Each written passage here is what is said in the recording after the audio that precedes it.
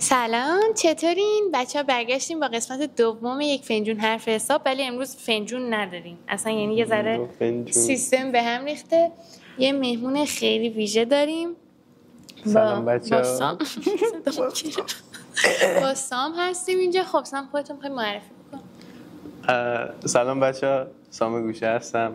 22 ساله، از تهران. الان ونکوور زندگی میکنم. امروز اومدیم پیش توتی عزیز. بله. موضوع امروز که میخوایم حالا راجع بهش صحبت بکنیم بحث هدف داشتن تو زندگی و اینکه چجوری اون هدفی که برای خود اون شخصه رو ما بتونیم پیدا بکنیم، یعنی اون مسیری که دوستش داری و برای توه. چون ما ایرانی‌ها مخصوصا خیلی بیشتر از بچگیامون تو فرهنگمون یه حالتی بوده که مامان باباها از بچگی اون شغلی که دوست داشتن و خیلی تو گوش بچه‌ها میخوندن. دکتر باید بشی، بزرگ شدی مهندس باید بشی، این شغل خوبه، این راه خوبه.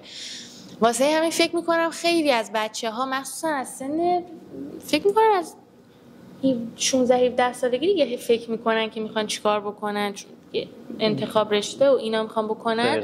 ذهنشون درگیر میشه که کدوم مسیر برن، چی رو دوست دارن، تا دیگه فکر میکنم 21 22 سالگی. آره، موضوع امروز حالا اینه. خب سام، تو چی کار میکنی؟ یه ذره بگو برامون از مسیری که توشی، کاری که انجام میدی. من خودم مدلم، بازیگرم. البته خودم رو به عنوان بازیگر میشناسم، نه مدل. الان این یه سال و نیم اخیر درگیر کار سینما بودم. بعد کریرم رو از 3 سالگی شروع کردم. نه بابا. با مدلینگ از تهران. بعد دیگه الان ببینیم چیکار میکنیم دیگه. در کنارش دانشگاه میرم، بیزنس میخونم و تو فایننس هم کار میکنم. خب ببین یه سوال، چی شد که احساس کردی این مسیریه که تو باید داخلش باشی؟ بچگی خب من هیچ وقت دنبال مدلینگ و بازیگری نبودم. بیشتر اومدن دنبال. بعد بچگی همیشه ازش بدم میومد، همیشه گریه میکردم، میرفتم سر فوتوشوت های مختلف، سر صحنه که میرفتیم برای فیلم ها همیشه گریه میکردم. خوشحال نبودم. ولی همیشه که بزرگتر شدم دیدم که خب هر کسی برای یه چیزی ساخته شده و باید ببینی که بیشترین فیدبک رو از کجا میگیری، توی چی بهت میگن که تو این کار واقعا خوبی، برو دنبالش. یه چیز خیلی مهمه که خودت بدونی چی میخوای. یکم خیلی مهمه که به اطرافیانت گوش بدی، ببینی که واقعا فکر میکنن که چه کاری میتونی انجام بدی و چه کاری نمیتونی انجام بدی. ولی این درست نیست که خودتو محدود کنی به افکار دور و بریات. یعنی فقط بشنوی. دقیقاً، فقط بشنوی، نظرسنجی کنی، ولی جواب اونا نمیتونه دلیل قاطع باشه که کارو انجام بدی یا ندی. حالا هر چیزی فکر میکنی دوباره توی دلت کار درسته، اونو احساس میکنم بعد آدم بره دنبالش.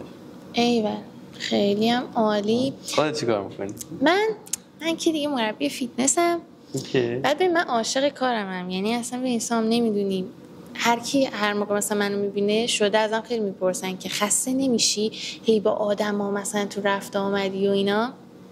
با اینکه آدم اجتماعی هم هستم ولی خیلی اونجوری هم آدمی نیستم که همش تو برو بیا با آدما باشم. ولی با این حال انقدر کارو دوست دارم که مثلا میشه مثلا خیلی ساعت‌های طولانی سر کار باشم، شبش خسته بشم ولی اینجوری نیست که بگم وای ولم کن از کار خسته شدم یا اینکه مثلا اینطوری. عشق میکنم باهاش دیگه. با اینکه بابام هم خیلی وقتا مثلا بهم میگه مطمئنی دوست داری اینو، هنوزم دیر نیستا، هنوزم میتونی وارد یه سری کارهای دیگه بشی. بعضی موقعا بهم میگه بزن تو کار خوانندگی. نمیدونم بابام چطوره. صدا خوب شده. آره ولی تو نگاهش خیلی اینجوری جالب نیست، ولی خب من واسم مهمی که دوست دارم کاره رو. اون همه مهمتره. یعنی وقتی یه کاری رو با عشق انجام میدی، یه کاریه که واقعا خودت دوست داری دنبالشی، اون هیچ وقت آدم ازش خسته نمیشه. بعد هیچ وقت هم احساس نمی‌کنی داری کار میکنی. همیشه میگن. آره ولی مشکل ما ایرانی‌ها، حالا نه فقط ایرانی‌ها، خیلی از کشورهای دیگه و فرهنگ‌های دیگه خب فرهنگشون یعنی ایران و بچه‌ها خیلی کنترل ندارن روی زندگیشون و تصمیمایی که میگیرن اصولاً براشون تصمیم گرفته میشه. آره. و خب باید خیلی منطقی بهش نگاه کرد. برای آدمی که همیشه داره براش تصمیم گرفته میشه، در آینده وقتی کسایی که تصمیم میگیرن براش نیستن، اون شخص قدرت تصمیم گیری درست داره یا نداره. خیلی در آینده خب مشکل پیش میتونه بیاد برای اون شخص، نتونه تصمیم‌های درست بگیره، به موقع نتونه تصمیم بگیره و خب اینا همه فاکتورهای مختلفن. آره دقیقاً. بعد نظرت کلا راجع به حالا اونایی که خیلی سفت و سخت میگن نه بچه‌ی ما باید مثلا مهندس بشه، وکیل بشه، حالا دکتر صرفا نه، اون ببین داستان خیلی طولانی میشه. انسان ها همه بزن این شکلی بهت بگم، انسان ها ما این کامپیوتریم.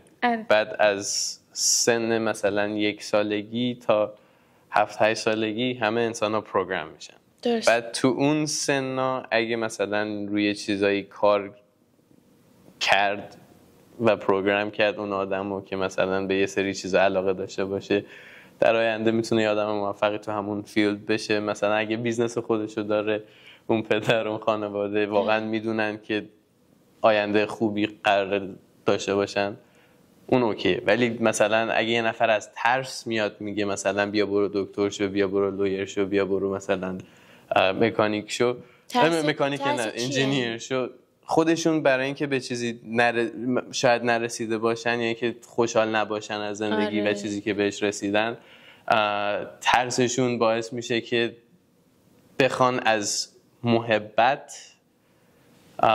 سعی کنن که اون اتفاق برای کسی که بهش علاقه دارن اون اتفاق برش نیفته، ولی نمیدونن که اون حرفی که دارن میزنن از ترس داره میاد و بسته به اکسپریانس ها و اتفاقایی که تو زندگی خودشون افتاده دارن زندگی یه نفر دیگر رو براش تصمیم میگیرن. دقیقاً. خیلی جالبه، خیلی مسئله پیچیده‌ایه، چون اصلا رو ذهن خود اون بچه هم از بچگی اصلا تاثیر میذاره ناخودآگاه. من خودم یه دوستی داشتم خیلی جالب بود. این بچه چرا پشت صحنه عوامل پشت صحنه حواسمون رو پرت نکنین لطفا، مرسی. داستانای تو خیلی جالبه. خب مثلا الان بزنم چه اشکالی داره؟ نه اسم نه نمیشناسی تو، نه از بچه‌های ایران هم. نه به خدا نمیشناسی، از دوستای خیلی قدیمیمه. خیلی جالبه. این بچه توی خانواده بزرگ شده بود که خب همه مثلا پزشک بودن، یعنی پدر، مادر، خاله، عمه، عمو، همه. بعد خیلی خانواده‌اش اصرار داشتن که این بچه هم حتما بره توی سمت پزشکی و اینا، و خیلی جالب بود. خودش هم دوست داشته و یادم 1 سال کنکور داد قبول نشد، سال بعد دوباره نشست خوند قبول نشد، سال سوم فرستادنش یه کشور دیگه، یه کشور دیگه فرستادنش، اونجا کاراش خوب پیش نرفت، از اونجا فرستادنش یه کشور دیگه. اونجا دیگه حالا داشت درسشو شروع کرده بود به خوندن و اینا، بعد چند سال کاراشو کرد برگشت ایران، که تو ایران دیگه حالا داره درسشو ادامه میده، همون توی همون رشته‌های پزشکی. چند وقت پیش که من باهاش صحبت کرده بودم، توی حرفاش داشت میگفت حالا کنار کارم مثلا دارم فلان کار، کنار درسی که دارم میخونم میخوام فلان کار رو هم شروع بکنم. و من با خودم گفتم خدایا تو این همه سختی کشیدی، این همه برو بیا، این کشور اون کشور، اصلا اون هیچی، 2 سال نشستی اینجا پای درس فقط به خاطر کنکورت. الان که تازه درست داره تموم میشه، اصل کارته، تو فکر اینی که فلان کارم این گوشه شروع کنی مثلا به استارت زدنش. خب این از لحاظ روانی اگه بخوای نگاه بکنی میبینی این بچه اصلا انگار دنبال یه چیز دیگه است، انگار میخواسته فقط واسه راضی کردن اون محیط اطرافش این کارو بکنه. اوکی،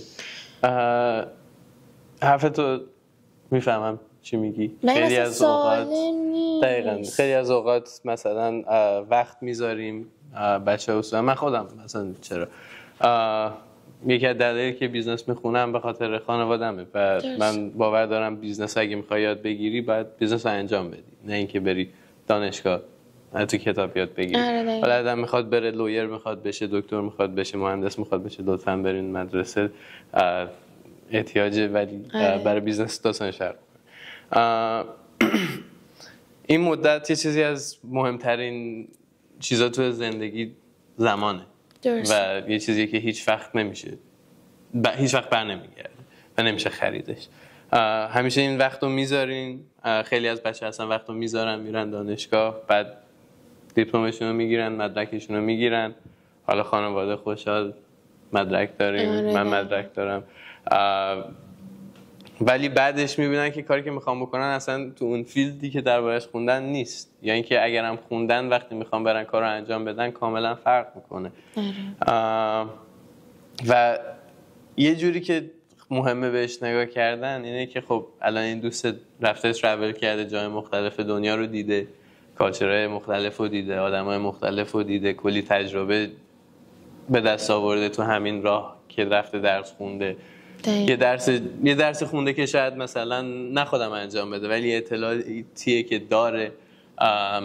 اصولا درس خوندن بهت یاد میده که چه شکلی دیسیپلین داشته باشی و چه شکلی بتونی کارهای سخت رو انجام بدی. و لزوما هم بد نیست حالا رفته وقتشو مثلا سپری کرده و الان داره یه کار دیگه میخواد انجام بده.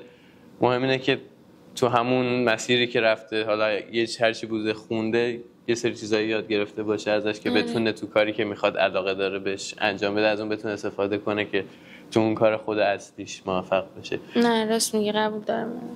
ولی خب بعدیش اینجاست که میگم مثلا ناسالمه. بحث اینه که دیگه این آدم خودش ناخودآگاه فکر میکنه که این درست بوده، سر بچه های خودش هم همین داستان رو دوباره ادامه میخواد بده.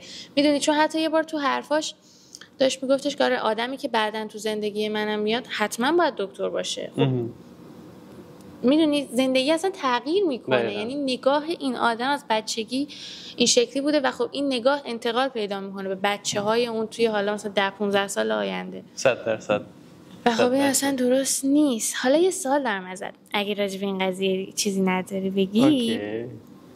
تا حالا شده مثلا توی کارت پارتنری داشته باشی که مثلا این مشکل ساز بشه واسه، یعنی که مثلا بهت بگه که تو کارم؟ آره تو کارت، یعنی که مثلا بهت بگه این کارو مثلا دوست ندارم انجام بدی، یا مثلا یه حالا پروژه عکاسی دارین حالا مثلا با دخترا یا هر چیزی از این داستانا اصلا نداشتی تا حالا؟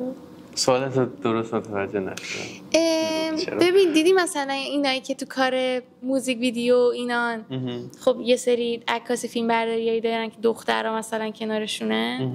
خب مثلا تو همچین شرایطی تا حالا شده مثلا توی رابطه‌ای باشی که طرف مقابل بخواد بهت بگه که نکن یا محدودت بکنه؟ 100%.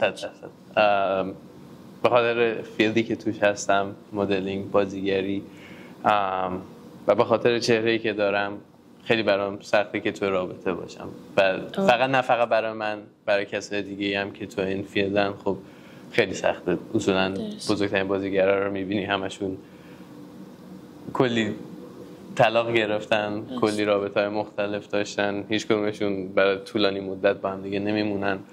و اونم به خاطر اینکه اینسیکیوریتی ها و جلسی هایی که به وجود میاره تو پارتنرت، تو خودت شاید بعضی وقتا.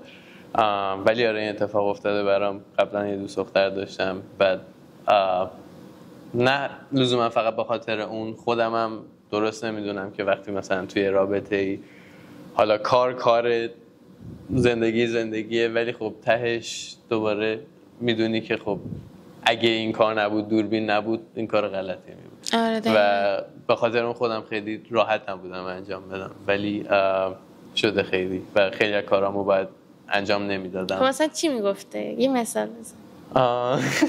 یه چیز از حرف قشنگی که میگفت اگه قراره یه نفر رو بوس کنی فقط میتونی مارگو رابی رو بوس کنی و اگرم تونستی یه بوس از طرف من بشه. نه بابا چه بابا بانمک بوده. ولی حالا یه سوال برای کسایی که بخوان مثلا وارد این رشته کاری تو بشن، بخوان شروع بکنن، چه پیشنهادی تو واسهشون داری؟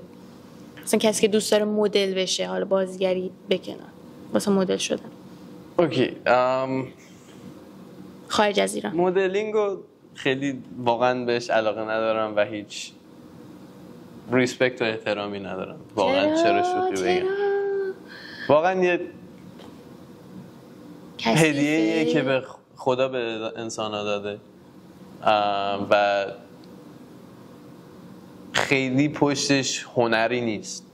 خیلی پشتش انسان جالبی نیست. هیچ کاراکتری نیست. فقط یه قیافه است که طرف داره همین. و اگه میخواین مدل شین تو آینه نگاه کنین. اگه قدتون بلند بود شانس خوبی دارین، ولی من خیلی به مدلینگ علاقه ندارم. ولی اگه میخواین بازیگری رو شروع کنه کسی، میتونم کمک کنم. یکی از مهمترین کارها اینه که همیشه یه بازیگر باید کلاس بره. دلیلی که خیلی به بازیگری بیشتر احترام میذارم اینه که به خاطر اینکه بازیگر بخوای بشی باید خودتو بتونی بذاری جای بقیه. باید دنیا رو از دید اونا ببینی. باید ببینی که مثلا این کاراکتر چرا کاری که میکنه داره میکنه، افکارش چیه، چی باعث شده به این فکر کنه، که این باعث میشه تو زندگی واقعی مردم رو بفهمی که کی چرا داره کاری که میکنه رو انجام میده و چرا. و اگه میخواین یه بازیگر موفقی بشین، خب یکی از مهمترین چیزا اینه که تجربه باید یادم داشته باشین. و یکی از مهمترین چیزای دیگه در کنارش اینه که باید کلاس بازیگری رفت. بازیگری یه آرت، یه کرافتیه که بالای 20 سال طول میکشه که تازه بخوای یه چیزی ازش بتونی در بیاری. ولی برای کسی که بخواد بازیگر شه میگم کلاس بازیگری برن، یه فوتج از فیلمی که میگیرن درست کنن، داشته باشن از صحنه‌های مختلف.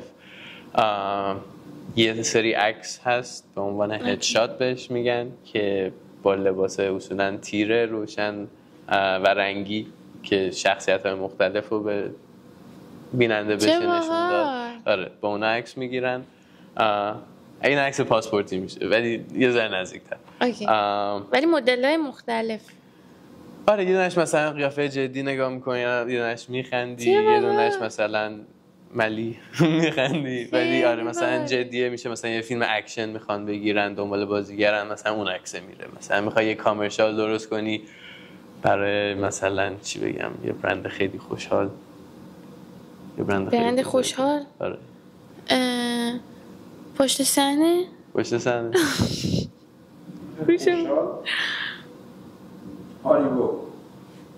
هاریبو. مثلا میخوای هاریبو انجام بدی، مثلا یه لباس آبی پوشیدی یا لبخند، اون کاملا فرق میکنه کاراکترش. با اونا میشه شروع کرد. بعدش میشه دنبال ایجنت گشت. ایجنتتون که پیدا کردین میشه شروع کرد به آدیشن دادن و بعد از اون اگه خدا بخواد میشه کار بازیگری شروع. سوشال مدیا چقدر تاثیر داره تو این قضیه؟ سوشال مدیا خیلی خب از چند وقت اخیر بیشتر بزرگتر شده. یکی از مهمترین چیزاش اینه که فکر کن من و تو داریم میریم برای یه فیلم آدیشن بدیم. آره. حالا بگو تو مدلینگ تو اکتینگ فرق نداره. نگاهمون میکنن هر دومون خیلی خوبیم. تو هم شاید از من بهتری. ولی مثلا من 30,000 فالوور دارم، تو مثلا 10,000 فالوور داری. بخاطر اینکه اون که 30,000 فالوور داره مارکتش بزرگتره ترجیح میدن با اون برن. نه بابا اینقدر خیلی دنیای کثیفیه بازیگری. حتی شده مثلا من و تو دوباره یه شخصیت رو میخوام ببینم، تو مثلا بازیگر بهتری هستی، من خیلی اون قدم به خوبی تو نیستم. ولی مثلا موهای من قهوه‌ایه، موهای تو سیاه. برای اینکه پول ندن موهای تو رو قهوه‌ای کنن ترجیح میدن مثلا نه بابا خیلی واقعا تلخ بود این قسمتش. هم شانس هست تو بازیگری، هم تلاش و زحمتی که خودت میکشی. شانس؟ پس چیزی به اسم شانس رو تو اصلا قبول داری؟ 100%. کانکشن و دونستن کسایی که تو اندستری هستن خب خیلی مهمه. ایوه. خب چند تا سوال باحال دارم حالا ازت. یه ذره از این جنبه جدی بیایم بیرون. اوکی. البته اولیش یه ذره باز دوباره جدیه. خدای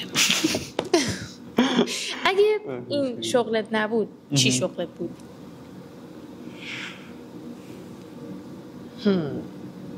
من همیشه خیلی به بیزنس علاقه داشتم و الان دارم روی بیزنسم کار میکنم. نه دیگه چیزی که توش اصلا نیستی دیگه. اگه نبود آها بله یه چیز اصلا جدا زرنگی. یا تیم فوتبال بودم یا والیبال. من؟ آره یک شد. فیلمه این؟ آره دارم میگیره گرفتی یه بازو این بری بگی. اوه پرسونال ترینر کی؟ خب بگو ببینم غذای مورد علاقه چه ایرانی؟ سوال سختی پرسیدی. بگو میخوام قضاوتت کنم. اکبر جوجه. ببین اکبر جوجه ونکوور خوبه خیلی. من اومدم ولی نمیدونم چرا 2 تا لوکیشن زدن. آره 3 تا مغازه با هم دیگه فاصله داره. فرق داره. امروز صبح داشتم فکر می‌کردم اتفاقا چرا یه لوکیشن مثلا اینجا نزدن به جای اون. همون به خدا واقعا بچهای تورنتو ولی غذاشون خیلی خوبه اگه تونستین برید. ایول کله پاچه This is not an advertisement. کله پاچه کله پاچه نظر راجع به کله پاچه چی؟ کله پاچه هم خیلی دوست دارم. کله پاچه دوست داری؟ خیلی. این یک ایرانی واقعا به نظر من چیاشو بناگوش خیلی دوست دارم، زبون خیلی دوست دارم، چشم خیلی دوست دارم، مغز خیلی دوست دارم. پاچه؟ هر چیزی که دوست دارم پاچه است. چرا؟ خیلی مفیده. من یه پسرعمه دارم. قبل مدرسه که میرفتیم با هم دیگه صبح ساعت 5 صبح. خب من و مامانم و پسرعمم و عمم با هم دیگه میرفتیم کله پزی قبل مثلا این کلاس 4 کلاس 3 کله پزی ایران که اصلا عالی بود. خیلی خوب. و همیشه ما کله پاچه‌شو نمیتونستیم بخوریم. بعد همیشه هم مسخره میکردیم استخونایی که توش بود میگفتیم سم گاوه. ای خدای من. معذرت ولی واقعا خوشمزه است. حالا ما خودمون من مامانم همیشه تو خونه درست میکنه. همه روغن و چربیاش اینا رو میگیره. یعنی با خیال راحت. آره حالا برو بریم سوال تا 2 ماه بو کله پاچه. نه اصلا به خود همون شبش. آره بگو ببینم سوال باحال بعدی که میخوام ازت بپرسم اگه قرار بود تا آخر عمرت فقط یه لباس بپوشی اون لباس چی؟